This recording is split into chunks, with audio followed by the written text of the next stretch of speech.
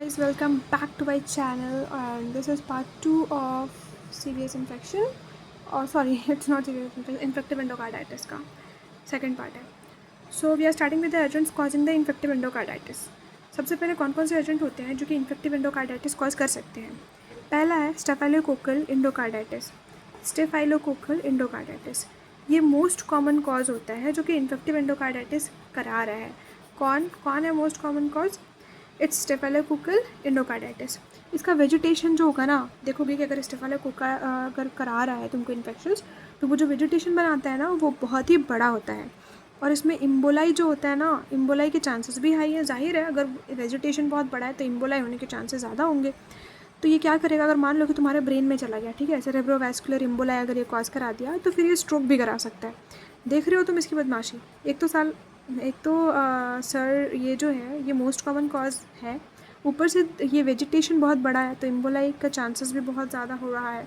अब देखिए इम्बोलाइजेशन का रिस्क हाइयर है तो मित्रल वाल्व आईई कराने में ये माहिर है. एस ऑरियस जो होता है, अब एस ऑरियस के बारे में हम पढ़ लेते हैं. ये कुछ चीज़ें याद रखना जो हम लोग इन्फेक्टिव एंडोकार्डाइटिस के लिए. एस ऑरियस जो होता है ग्राम पॉजिटिव कोकाई होता है. याद रहेगा S aureus gram positive cocci है कि एक गोल्डन येलो हिमोलिटिक कॉलोनीज बनाता है. कहाँ पे? ब्लड अगार में. तो ब्लड अगर में ये गोल्डन येलो हिमोलिटिक कॉलोनीज बनाएगा, पॉजिटिव कोगुलेज टेस्ट देता है ये. अब मान लो कुछ ऐसे भी होते हैं स्टेफिलोकोकस जो कि कोगुलेज नेगेटिव टेस्ट देते हैं. जो कोगुलेज नेगेटिव टेस्ट देते हैं ना, वो जनरली प्रोस्थेटिक वाल्व इंडोकार्डाइटिस से एसोसिएटेड होते हैं. और ये मेजॉरिटी जो तुम्हारा कोगुलेज नेगेटिव स्टेफिलोकोका है ना, वो मिथिसिलिन रेजिस्टेंट होता है. दूसरा है हमारे पास वृदन स्ट्रेप्टोकोकाई. ये दूसरा एजेंट है जो कि कॉज करा रहा है तुमको इन्फेक्टिव एंडोकार्डाइटिस का. तो यहाँ पे होता है कमेंसल, जो हम बोले थे अभी फर्स्ट लेक्चर में मैंने बताया था कि ये कमेंसल है हमारे माउथ का. तो it's a commensal of our mouth and upper respiratory tract. और ये यूजुअली नॉन पैथोजेनिक होता है. ये पैथोजेनिक होता है, नॉन पैथोजेनिक. बट कभी कभी जब ये ब्लड में घुस गया, लाइक ब्रश कर रहे हो, ब्रश करते समय कट वट गया तुम्हारा और ब्लड में आ गया तो दिक्कत हो सकता है. SABE, what is SABE? It's subacute bacterial endocarditis कराता है. मोस्ट कॉमन कॉज, अगर तुम पूछेगा कि most common cause of SABE that is subacute bacterial endocarditis, then it's viridans streptococci. जैसे कि ये च्यूइंग कर रहे हो और ब्रशिंग के टाइम पे कट सकता है और उससे फिर हो जाता है ये. तो सब एक्यूट बैक्टीरियल इंडोकार्डाइटिस. दूसरा है dental caries. It is caused by S mutans, ठीक है, streptococci mutans which breaks down the dietary sucrose. Dental caries कैसे कराता है? जो हमारा मान लो स्ट्रेप्टोकोकस का म्यूटान्स होता है जो ये करा रहा होता है, यहाँ मान लो डाइटरी सुक्रोज जो होता है उसको ये कन्वर्ट करा देता है तुम्हारा एसिड और डिक्सट्रांस के अंदर में with the help of an enzyme that is glucosyl transferase. तो ग्लूकोसिल ट्रांसफरेज के अंदर में जो तुम्हारा सुक्रोज है उसको ये एसिड और डिक्सट्रान में कन्वर्ट करा दे रहा है. उसके बाद जो एसिड होता है वो तुम्हारे डेंटाइन को जाके डैमेज करता है और जो डेक्सट्रान होता है वो बाइंड कर जाता है food debris, mucus, epithelial cells या बैक्टीरिया से. तो डेक्सट्रान जो हो गया वो इन सबसे तुम्हारा बाइंड कर जाएगा और कॉज करा देता है डेंटल प्लेग.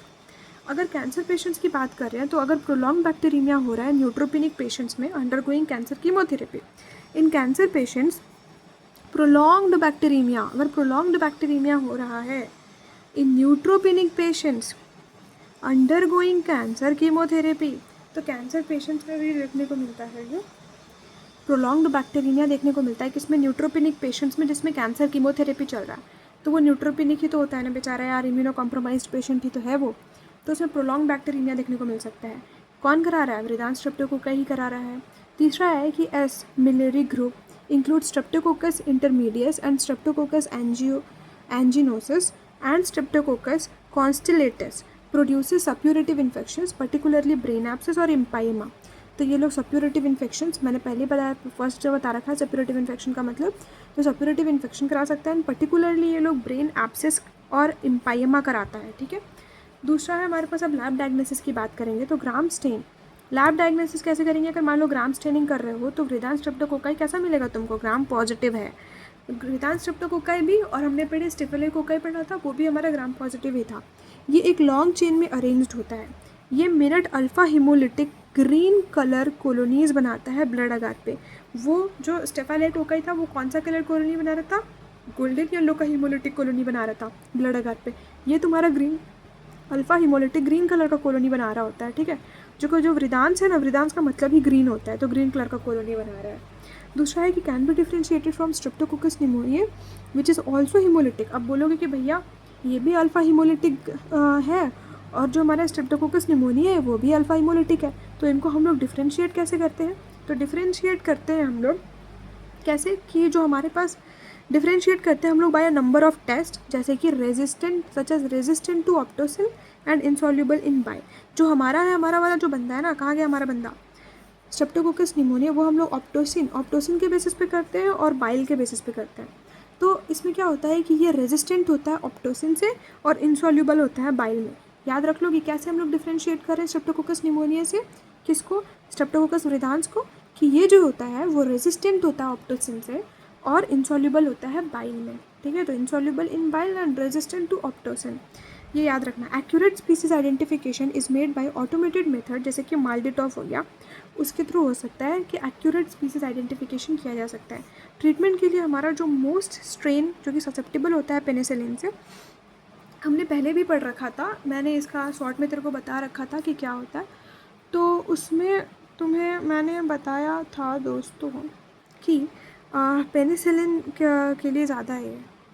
ट्रीटमेंट के लिए हमें पता है कि पेनिसिलिन होता है, और अगर रेजिस्टेंट निकला तो रेजिस्टेंट को आइसोलेट करो, पेनिसिलिन के साथ जेंटामाइसिन दे दो। अगर कम रेजिस्टेंट है, अगर थोड़ा ज़्यादा रेजिस्टेंट हो गया तो तुम वेनकोमाइसिन या सिर्फ ट्रायोक्सोन दे दो। अगर हाई रेजिस्टेंट, समझ में आ रहा है?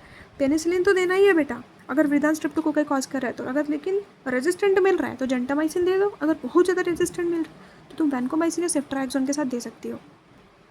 अब है न्यूट्रिशनली वेरिएंट स्ट्रेप्टोकोकाई।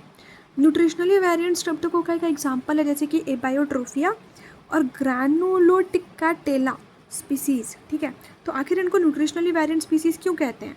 याद कर लो, एबायोट्रोफिया। अब यहाँ पे देखो, इनको हम लोग न्यूट्रिशनली वेरिएंट क्यों कह रहे हैं? क्योंकि इनको विटामिन बी चाहिए होता है। इसको पैराडॉक्सल भी तो कहते हैं विटामिन बी को। तो इसको पैराडॉक्सल विटामिन बी चाहिए होता है हम लोगों को, बोले तो सॉरी, विटामिन बी का एक फॉर्म को बोलते हैं ना पैराडॉक्सल। तो विटामिन बी चाहिए होता है इनको कल्चर मीडिया में, किसके लिए? ग्रोथ के लिए। ठीक है, मैनिफेस्टेशन क्या है इसका कि नॉर्मल इनहैबिटेंट होता है ये ओरल कैविटी का, और कमेंसल है बेसिकली ओरल कैविटी का, है कि नहीं? और फिर जाके एंडोकार्डाइटिस का अगर बैक्टीरिया हो गया तो डायग्नोसिस के लिए हमें पता है कि ऑटोमेटेड ब्लड कल्चर यूज़ कर सकते हो, इससे बैक्ट और अलर्ट हो गया। अगर मल्टीपल ब्लड कल्चर करना है तो तुमको प्रोलॉन्ग इंक्यूबेशन देना पड़ेगा मल्टीपल ब्लड कल्चर के लिए। तो ग्राम पॉजिटिव कोकाई होता है तुम्हारे ये जो एबायोट्रोफिया या फिर जो ग्रैनुलिटिकाटेला स्पीसीज़ है वो ग्राम पॉजिटिव कोकाई होता है। एंड फिर उसके बाद स्पीसीज़ आइडेंटिफिकेशन के लिए हम लोग माल्डिटॉफ यूज़ करेंगे। याद रखना दोस्तों, स्पीसीज़ आइडेंटिफिकेशन के लिए माल्डिटॉफ। ऑटोमेटेड ब्लड कल्चर का है मेथड बैक्ट अलर्ट, बहुत बार कंफ्यूज हो जाता है। बैक्ट अलर्ट माल्डिटॉफ एक नहीं है, स्पीसीज़ आइडेंटिफिकेशन के लिए है ये। ट्रीटमेंट के लिए हम लोग यूज़ करेंगे कॉम्बिनेशन थेरेपी, जिसमें हम लोग पेनिसिलिन और जेंटामाइसिन देंगे। ठीक है, याद रहेगा तुमको न्यूट्रिशनली वेरिएंट स्ट्रेप्टोकोकाई के बारे में। न्यूट्रिशनली वेरिएंट क्यों? क्योंकि इनको विटामिन बी चाहिए, ये कमेंसल होता है माउथ का, लेकिन बैक्टीरिया कॉज करा सकता है। डायग्नोसिस के लिए हम लोग ऑटोमेटेड ब्लड कल्चर यूज़ करते हैं, जैसे बैक्ट और अलर्ट यूज़ करेंगे। छोड़ दो इसको अगर नहीं समझ आ रहा है तो, ये याद रखो। और फिर ग्राम पॉजिटिव कोकाई होता है, स्पीसीज आइडेंटिफिकेशन के लिए माल्डिटॉफ वगैरह। ट्रीटमेंट में कॉम्बिनेशन थेरेपी हम लोग दे रहे हैं। इस गैलोलिटिकस एंडोकार्डाइटिस भी कॉज कराता है, एक एजेंट है इसका। इसमें ट्रीटमेंट के लिए हम लोग यहाँ पे भी पेनिसिलिन यूज़ कर रहे हैं। Group D Streptococcus and commensal in intestine of animals. Now this is important. अभी तक हम लोग जितना पढ़ रहे थे ना सब लगभग माउथ आ रहा था। अब इंटेस्टाइन का भी कोई कमेंसल बैक्टीरिया तो लाओ। It's streptococcus gallolyticus. Streptococcus gallolyticus endocarditis जो होता है ये ग्रुप डी स्ट्रेप्टोकोकस है। ठीक है, और ये हमारे इंटेस्टाइन ऑफ एनिमल जो है हमारा, उसमें ये कमेंसल रहता है। ह्यूमन के अंदर में ये बैक्टीरिया कॉज करा के सब एक्यूट एंडोकार्डाइटिस करा सकता है and associated with colorectal cancer and polyps. तो इस स्ट्रेप्टोकोकस गैलोलिटिकस एंडोकार्डाइटिस जो होता है, याद रखना कि इसमें हमारे पास आता है ग्रुप डी स्ट्रेप्टोकोकस जो कमेंसल होता है किसके? इंटेस्टाइन में, एनिमल्स के, लेकिन ह्यूमन में आके बैक्टीरिया सब एक्यूट एंडोकार्डाइटिस करा सकता है। It is associated with colorectal cancer and polyps. HACEK endocarditis, now this is very important. तुम चाहो तो आगे वालों का नाम याद रखो, जो करो, लेकिन अभी से जो स्टार्ट हो रहा है हैसेक एंडोकार्डाइटिस, ये बहुत इंपॉर्टेंट है, इसको अच्छे से सुनना। हैसेक एंडोकार्डाइटिस जो होता है ये एक बहुत ही हाईली फास्टिडियस ग्रुप को रिप्रेजेंट कर रहा होता है। ये जो हैसेक एंडोकार्डाइटिस है ये स्लो ग्रोइंग होता है। ठीक है, धीरे धीरे ग्रो कर रहा है। ग्राम नेगेटिव बैक्टीरिया होता है, कैप्नोफिलिक है। कैप्नोफिलिक मतलब तुम्हें पता है CO2 चाहिए होता है इसको। दूसरा है कि कमेंसल होता है, पर कहाँ का कमेंसल? ओरल कैविटी का। अभी तक मैंने सिर्फ एक ही कमेंसल बैक्टीरिया बताया है तुमने जो एनिमल्स के इंटेस्टाइन में प्रेजेंट है, और वो है तुम्हारा स्ट्रेप्टोकोकस गैलोलिटिकस एंडोकार्डाइटिस में ग्रुप डी स्ट्रेप्टोकोकस। यहाँ पे हमने जो पढ़ा ये भी हमारा ओरल कैविटी का ही है, लेकिन जो हमने न्यूट्रिशनली वेरिएंट पढ़ा था वो भी हमारा ओरल कैविटी का ही कमेंसल था। हैसिक एंडोकार्डाइटिस में हमने क्या क्या पढ़ लिया, 4-5 चीज़ें याद रखो। पहला, हाईली फास्टिडियस ऑर्गेनिजम्स है। इसका मतलब क्या है कि इसको बहुत सारा न्यूट्रिशन चाहिए होता है ग्रो कराने के लिए। नॉर्मल अगर तुम न्यूट्रिएंट दे दोगे कि ग्रो कर जाए तो उसमें ग्रो करने वाला ये नहीं है। तो ये slow growing, gram negative, capnophilic, commensal. अब यहाँ पे स्पीसीज़ जो हम लोग हैसिक नाम ऐसे ही नहीं दे रखा है इसको, इसका एक इंपॉर्टेंस है। एच का मतलब होता है हीमोफिलस पैरा इन्फ्लुएंजा, याद रखना दोस्तों, it's not influenza, it's parainfluenza. A का मतलब होता है Aggregatibacter species, Aggregatibacter species, Aggregatibacter actinomycetemcomitans, Aggregatibacter aphrophilus and Aggregatibacter paraphrophilus. अगर तुमको इतना नहीं याद हो रहा है ना, तो एग्रीगेटिव बैक्टर स्पीसीज में तुम ये तो याद रख सकते हो, एफ्रोफिलस एंड पैराफ्रोफिलस। ठीक है। सी मतलब हो जाएगा तुम्हारा कार्डियोबैक्टीरियम hominis, Eikenella corrodens and Kingella kingae. ये चारों नाम मतलब जो यहाँ पे 1 2 3 4 5 नाम है ना, तो ये पांचों नाम तुम्हारे जहन में होना चाहिए। Haemophilus parainfluenzae, Aggregatibacter species, Cardiobacterium hominis, Eikenella corrodens and Kingella kingae. ये जो होता है ये लोकल इन्फेक्शन करा सकता है या फिर सिस्टमिक इन्फेक्शन भी करा सकता है। लोकल इन्फेक्शन कराएगा तो बेचारा कहाँ ही जा सकता है, माउथ में ही रहता है तो माउथ में ही कराएगा। सिस्टमिक कराएगा ना तो बैक्टीरियम एंडोकार्डाइटिस करा सकता है। समझ में आ गया? एंडोकार्डाइटिस कराने के लिए रिस्पॉन्सिबल है ये। तो हैसिक एंडोकार्डाइटिस जो होता है वो जितना भी एंडोकार्डाइटिस का केस आ रहा है ना, इन्फेक्टिव एंडोकार्डाइटिस का केस, उसका सिर्फ 3% तुम्हारा हैसिक करा रहा है। ये टिपिकली सब एक्यूट कोर्स को ही फॉलो करते हैं, हमने पहले ही बताया रखा है। और यहाँ पे देखो ये प्री एग्जिस्टिंग वैल्वुलर डिफेक्ट और those undergoing the dental procedures, उसमें भी होने के चांसेस होते हैं। ठीक है। प्री एग्जिस्टिंग वैल्वुलर डिफेक्ट हो रखा है या फिर those undergoing the dental procedures, उसमें हो सकता है कि मान लो डेंटल प्रोसीजर्स कर रहा है और उसके अंदर में कट गया, बस बात खत्म। ऑर्टिक और mitral valve are the most commonly affected. यहाँ पे ऑर्टिक वैल्व और मित्रल वैल्व, अगर ये एंडोकार्डाइटिस करा रहा है ना हैसिक, तो उसमें ऑर्टिक वैल्व और मित्रल वैल्व सबसे ज़्यादा अफेक्ट होते हैं। तो हम लोग देंगे क्लिनिकल मैनिफेस्टेशंस। तो हमारे पास आता है सबसे पहले हीमोफिलस पैरा इन्फ्लुएंजा। तो हमने देखा था पहले एच का मतलब क्या था, हीमोफिलस पैरा इन्फ्लुएंजा। तो हीमोफिलस पैरा इन्फ्लुएंजा क्या होता है, कमेंसल है हमारे माउथ का और थ्रोट का। ठीक है। माउथ और थ्रोट का क्या होता है, कमेंसल होता है। ये क्या कराता है, अपॉर्चुनिस्टिक इन्फेक्शन कराता है, एंडोकार्डाइटिस अपॉर्चुनिस्टिक इन्फेक्शंस कराता है, जैसे एंडोकार्डाइटिस हो गया, कंजक्टिवाइटिस हो गया एंड जेनिटल ट्रैक्ट इन्फेक्शंस हो गया। डिफ्रेंशिएटेड फ्रॉम एच इन्फ्लुएंजा, कैसे हम लोग डिफ्रेंशिएट कर सकते हैं हीमोफिलस इन्फ्लुएंजा से? पहला जो ग्रोथ रिक्वायरमेंट होता है उसके बेसिस पर हम लोग कर सकते हैं कि ये जो हमारा है ना हीमोफिलस पैरा इन्फ्लुएंजा, इनको सिर्फ फैक्टर 5 चाहिए, फैक्टर 10 नहीं चाहिए। और दूसरा होता है ऑटोमेटेड आइडेंटिफिकेशन सिस्टम, जैसे कि हमारे पास माल्डीटॉफ और वीटेक हो गया, तो इसके थ्रू हम लोग कर सकते हैं। दूसरा है एग्रीगेटिव बैक्टर स्पीसीज। ए का मतलब क्या है, एग्रीगेटिव बैक्टर स्पीसीज। तो एग्रीगेटिव बैक्टर एक्टिनोमाइसिटिकोमिटेंस जो है हमारा, ये मोस्ट कॉमन मेंबर होता है हमारे हैसिक का, जो कि एंडोकार्डाइटिस कॉज कर रहा है। ये रेयरली कॉज कर रहा है तुम्हारा ब्रेन एब्सेस, मेनिंजाइटिस और इंडोप्थैल्माइटिस। तुम छोड़ो ये रेयरली वाला, अगर तुम छोड़ भी दो तो याद रखना बस कि एग्रीगेटिव बैक्टर एक्टिनोमाइसिटिकोमिटेंस जो है ये मोस्ट कॉमन मेंबर है तुम्हारा हैसिक का। फिर बात करेंगे हम लोग एफ्रोफिलस एंड पैरा एफ्रोफिलस, जो हमने पढ़ा था इसके अंदर में। ये कमेंसल होता है तुम्हारे माउथ का एंड ये ओकेजनली कॉज करता है endocarditis, head and neck infections. ये जो एफ्रोफिलस है इसको फैक्टर 10 चाहिए, जबकि हमारा जो पैरा एफ्रोफिलस है उसको फैक्टर 5 चाहिए। और जो हमारा पैरा इन्फ्लुएंजा था उसको क्या चाहिए, सिर्फ और सिर्फ फैक्टर 5। समझ में आया? तो हीमोफिलस पैरा इन्फ्लुएंजा को फैक्टर 5 चाहिए, एफ्रोफिलस जो था उसको फैक्टर 10 चाहिए और पैरा एफ्रोफिलस को भी फैक्टर 5 चाहिए। ये थोड़ा मैंने इधर मिलाने की कोशिश की है। समझ में आया तुम्हें मैं क्या बोल रही हूँ? अब सी का मतलब क्या है, इट्स कार्डियोबैक्टीरियम होमिनिस। ये अफेक्ट करता है ऑर्टिक वैल्व को। तो ये किसको अफेक्ट कर रहा है बच्चों, ऑर्टिक वैल्व को अफेक्ट कर रहा है। ठीक है। ये एसोसिएटेड रहता है आर्टेरियल इम्बोलाइजेशन से। तो इम्यून कॉम्प्लेक्स ग्लोमेरुलोनेफ्राइटिस या आर्थराइटिस कॉज करता है ये। ठीक है। तो associated with arterial embolizations, that is immune complex. तो इसकी वजह से ही बेटा आर्थराइटिस मतलब आई एम रियली सॉरी दोस्तों, कार्डियोबैक्टीरियम होमिनिस जो होगा वो ऑर्टिक वैल्व को अफेक्ट करता है। और ये किसके साथ एसोसिएटेड हो सकता है, आर्टेरियल इम्बोलाइजेशन से हो सकता है, इम्यून कॉम्प्लेक्स ग्लोमेरुलोनेफ्राइटिस से जुड़ा हुआ हो सकता है, या फिर आर्थराइटिस से एसोसिएटेड हो सकता है। अब बात करेंगे हम लोग इक्नेला कोरोडेंस। ई का मतलब क्या था, इक्नेला कोरोडेंस था। ये skin and soft tissue infection कराता है। कोरोडेंस का मतलब क्या होता है, कैरेक्टरिस्टिक पिटिंग और corroded colonies on the blood agar.